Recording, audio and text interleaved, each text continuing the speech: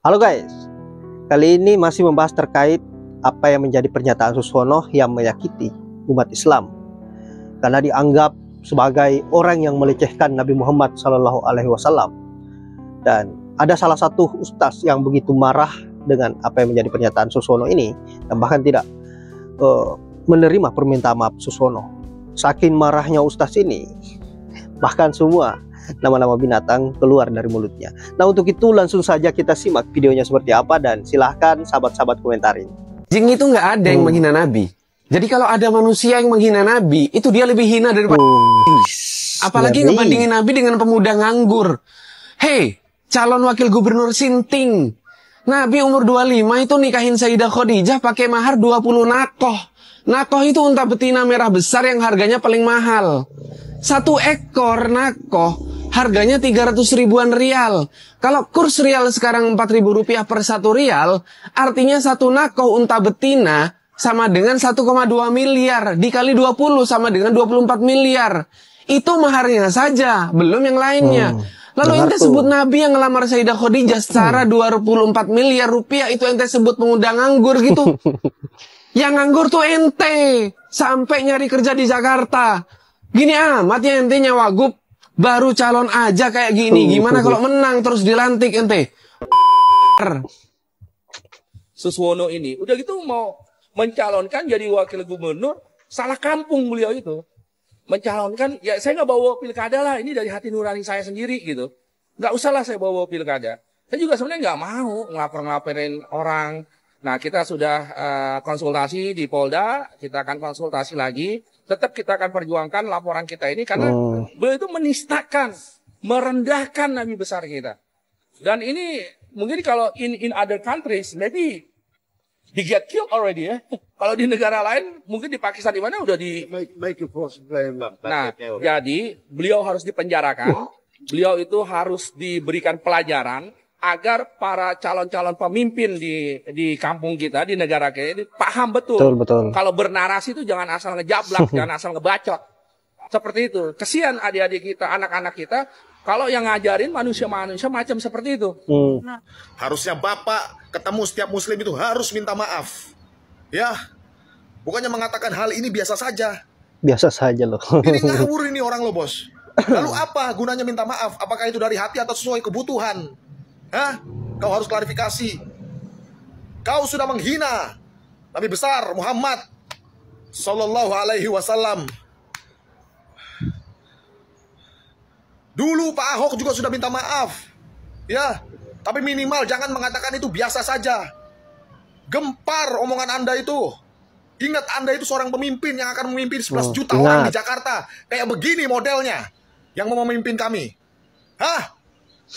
Emosi loh. DP Ansor ini bos.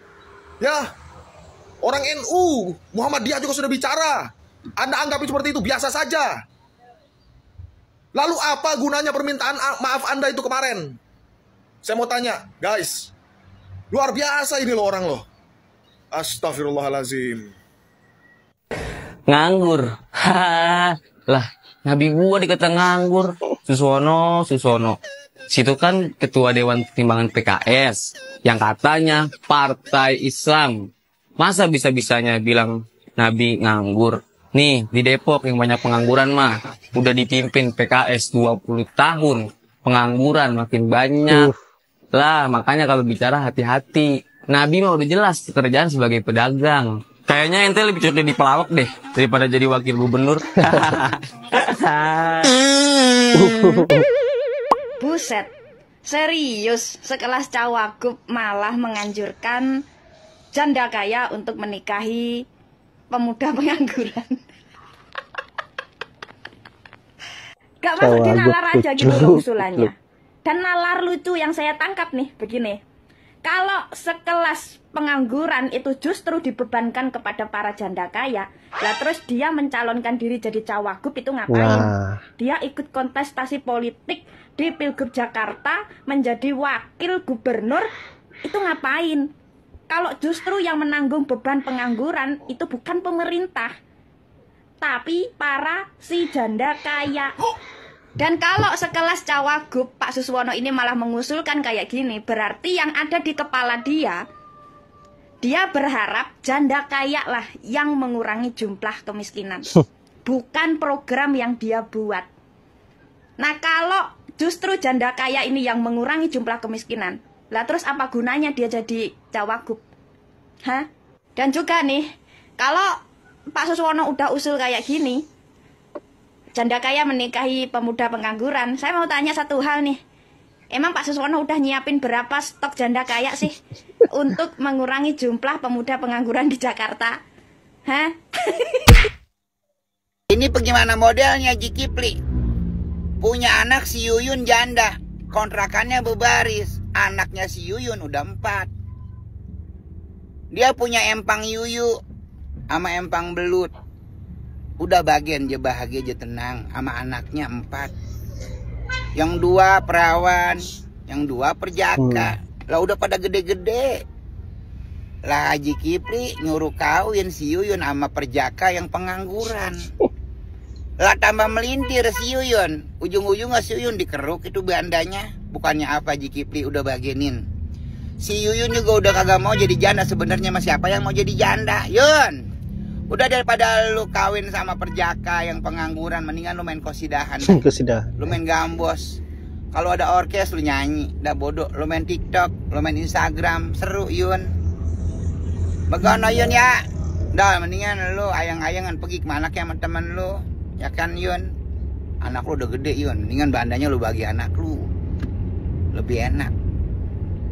Bagaimana sih Ji Kipli? Lah orang disuruh kawin sama perjaka pengangguran. Pusing tambah pusing Yun. Lu juga jadi janda ogah. Jangan sampai Yun. Pengen tenang hidup lu, udah bahagiain anak-anak lu aja Yun. Ya Yun. Kalau baba lu nyuruh kawin, lu jangan mau Yun.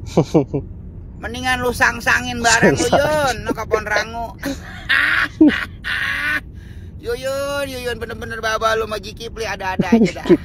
Kate-kate lu Ji Kipli. Bagi anak lu aja bandanya Yun. Ya Ji Kipli suruh nyuci muka tuh Ji Kipli tuh. Saya menyadari bahwa ini si Kipli. pernyataan saya di forum relawan Bang Jafar dan di beberapa tempat yang lain telah menimbulkan kegaduhan terkait dengan pernyataan janda menikahi pemuda pengangguran. Oleh karena itu, dalam kesempatan ini dengan tulus saya menyatakan permintaan maaf yang sebesar-besarnya atas kekeliruan yang saya sampaikan dalam forum tersebut. Astagfirullahaladzim, astagfirullahaladzim, astagfirullahaladzim. Saya sungguh sangat mencintai Rasulullah. Tidak pernah terbersit dalam benak saya untuk menyampaikan satu pernyataan yang mendiskreditkan Rasulullah SAW. Sekali lagi,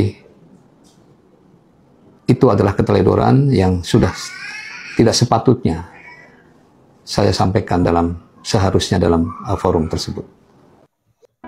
Yap, itulah berbagai komentar dari ada seorang ustaz, tokoh Betawi dan juga para netizen. Saya kira apa yang menjadi pernyataan Suswono ini betul-betul menyakiti umat Islam dan seharusnya diproses hukum. Tapi sayangnya, apa yang menjadi laporan dari tokoh-tokoh Betawi ini ditolak oleh pihak kepolisian. Dan seketika kita mengingat kejadian Ahok dulu pada saat menista agama, Ahok ini meminta maaf tapi proses hukum tetap dijalankan. Dan sekarang berbeda lagi, meminta maaf, proses hukum ditolak. Selalunya saja ketika orang-orang yang di pihak penguasa, di pihak pemerintahan selalu saja dipermudah dan semua itu terselesaikan ketika kata maaf itu keluar dari congor. Baiklah sahabat-sahabat, saya kira hanya itu. Mimin tidak berlama-lama. Semoga apa yang sangat bisa bermanfaat. Dan saya akhiri dengan ucapan wallahul muwaffiq ila aqwamit thoriq. Assalamualaikum warahmatullahi wabarakatuh.